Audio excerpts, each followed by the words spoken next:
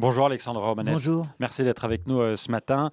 J'ai lu donc ce livre, Les Corbeaux sont les gitans du ciel, aux éditions L'Archipel, et puis qui est sorti pour 19 euros. Et puis ce matin, vous êtes arrivé avec votre tout dernier livre qui vient de sortir. Recueil de poèmes. Voilà, c'est un recueil de poèmes, les éditions Lettres Vives. C'est tout petit, ça tient dans la poche.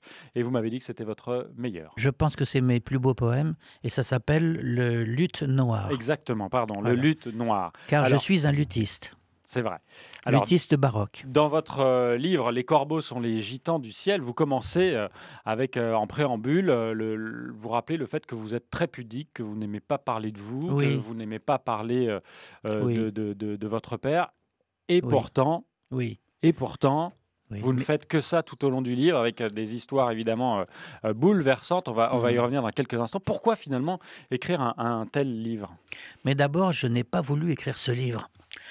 On est venu me chercher. Pour quelqu'un qui ne voulait pas, vous avez plutôt réussi. Ben, j'étais très naïf. J'ai dit, oh, finalement, ça va me prendre 15 jours.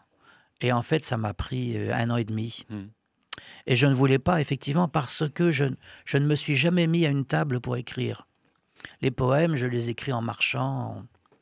Et là, j'ai dit, quand je me suis retrouvé à une table avec une feuille de papier blanc devant moi, j'ai poussé un cri, j'ai dit, c'est une horreur. Il faut se faire violence. Mais bon, ben voilà, j'étais lancé, je l'ai fait. Bon, ça se lit bien, ce sont des petits chapitres, des petites histoires. Alors, comme ça. on m'a dit une chose assez exceptionnelle. On m'a dit, pour ce livre sur ma vie, Les Corbeaux sont les gitans du ciel, on m'a dit, quand on ouvre le livre, on ne peut plus s'arrêter. Ouais. Ce qui est un bon signe. Exactement. Et parfois, on a envie de s'arrêter tellement c'est dur. Parce que il y a des histoires très finalement, dures. il y a des histoires très dures. D'ailleurs, au début, vous dites être gitan, c'est votre père qui disait ça, je crois. Être gitan, c'est aller en prison plus vite que les autres. Et puis finalement, dans vos histoires, on vous accuse tout le temps, quoi. On vous montre du doigt. Et dernièrement, vous avez fait la une de l'actualité dans Paris parce que votre cirque installé près de la Porte Maillot était montré du doigt et il y avait des manifestations hostiles, quelquefois même violentes. Comment ça va depuis ? Oui. Ben, on a retourné la situation, c'est-à-dire que maintenant les gens du quartier viennent boire le café chez nous. Il y en a qui restent même, alors ils restent la journée. Ben, c'est toujours pareil, vous avez des gens qui sont racistes, antisémites, ils sont tout. Puis les voisins sont justement comme ça. Puis au bout de 6 mois, ben, les gens voient bien que on a le même sang, et on devient même des amis. Et voilà. C'est une vieille histoire. Quand on connaît les gens, ça change tout. Il faut connaître les gens, en fait. Mais oui, il faut ouvrir les bras un petit peu. Mais est-ce que malheureusement on fait de moins en moins aujourd'hui. Est-ce que pour vous, le fait d'être tzigane, de ne pas être sédentaire, c'est encore plus difficile? Oui, parce que d'abord, nous sommes des nomades et le nomadisme est combattu sur tous les continents. D'ailleurs, nous sommes les derniers nomades. Oui, les nomades ont toujours été mal vus. On ne sait pas d'où ils viennent, on ne sait pas ce qu'ils font. Et forcément, on imagine un tas de choses. On vous accuse toujours de tout. Hein. Vous racontez que un piéton est renversé par la voiture qui est devant vous. Vous arrivez derrière, on vous montre du doigt. Vous êtes dans le quartier Pigalle, vous êtes enfant. Ça, c'est la journée, vous n'êtes pas à l'école. Les policiers vous posent des questions. Tout se retourne pratiquement toujours contre vous. Et certains même ne veulent pas vous payer quand vous faites des spectacles. Oui, c'est vrai. Votre cousine. Mais d'ailleurs, il y a une chose, heureusement, qui existe, c'est que les commissaires de police savent que justement, il y a ce problème. C'est-à-dire, il y a un gars qui veut faire un mauvais coup dans un village, par exemple, et il attend qu'il y ait un campement de tziganes qui s'installe à la sortie du village pour faire le mauvais coup. Heureusement, les commissaires sont bien au fait de cette affaire. Mais je voulais juste vous raconter une toute petite histoire. Dernièrement, il y a un vieux monsieur qui veut me rencontrer. Il sort du cirque, un homme très âgé. Et puis, il dit, voilà, il faut que je vous explique. Toute ma vie, j'ai été au cirque. J'ai amené mes enfants, mes petits-enfants. Là, j'ai encore amené des petits. Et à chaque fois que je sors du cirque, j'ai le sentiment de m'être fait voler. Et là, je sors d'un cirque de gitans. Et c'est la première fois de ma vie que je n'ai pas ce sentiment. Et pourquoi il avait ce sentiment ? Il pensait que les spectacles de cirque ne lui plaisaient pas. Je pense que c'est ça. C'est une jolie histoire.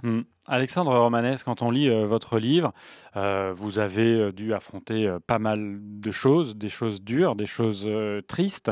Vous racontez, et là vraiment ça nous tire les larmes des yeux, l'histoire de votre fille que vous n'avez pas vue depuis sa naissance, qui a été retirée par sa mère. Vous êtes battu. Vous avez J'ai même été en prison. Vous avez été en prison pour ça. J'ai connu la prison Italie. de Naples. Oui, exactement.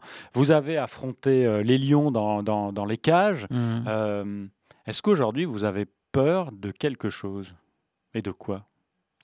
Après Non, tout ça. aujourd'hui, si j'aurais quand même une peur. Je suis un passionné de poésie. Ma vraie langue, c'est la langue tzigane, qui est une langue indienne. Mais la langue que j'adore, que j'aime vraiment, c'est le français. Et je suis consterné de voir que les publicitaires et les gens qui animent les émissions de radio et de télévision sont en train de tuer la langue française. Vous savez combien il y a de librairies à Paris?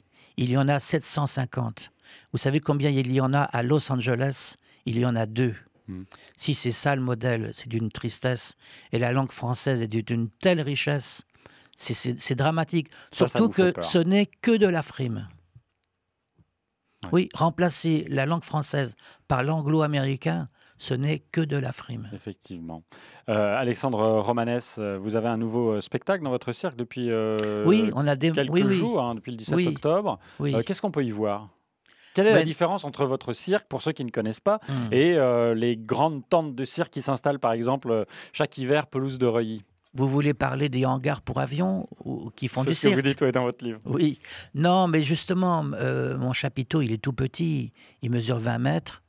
Nous, on a un vrai orchestre avec des violons, ce que n'ont plus les grands cirques. Et puis, on a rajouté les plus jolies danses tziganes, en plus des numéros. On a de très jolies choses. Et on fait des numéros que ne font pas les autres. Comme quoi? Là, par exemple, c'est très rigolo. Ma fille a monté un très joli numéro de trapèze. Et il se trouve que le chat de la concierge, qui est toujours dans le cirque, il est monté à la corde. Et finalement, ma fille fait son numéro de trapèze avec un chat. Et ça, c'est très, très joli. Et c'est très rare. C'est des choses qu'on ne peut pas voir. Donc, le cirque Tzigane, le cirque Romanès, donc près de la Porte Maillot. Et puis, il y a donc ces livres, je le rappelle, Les Corbeaux sont les gitans du ciel, paru L'Archipel. Et puis, donc, vous m'avez apporté ce matin Le Luth Noir, les éditions Lettres Vives. Là, c'est votre recueil de poèmes. Merci beaucoup, Alexandre. Merci de m'avoir invité. Merci de nous avoir fait voyager avec votre livre. Je vous souhaite une très bonne journée. Merci bien. Merci.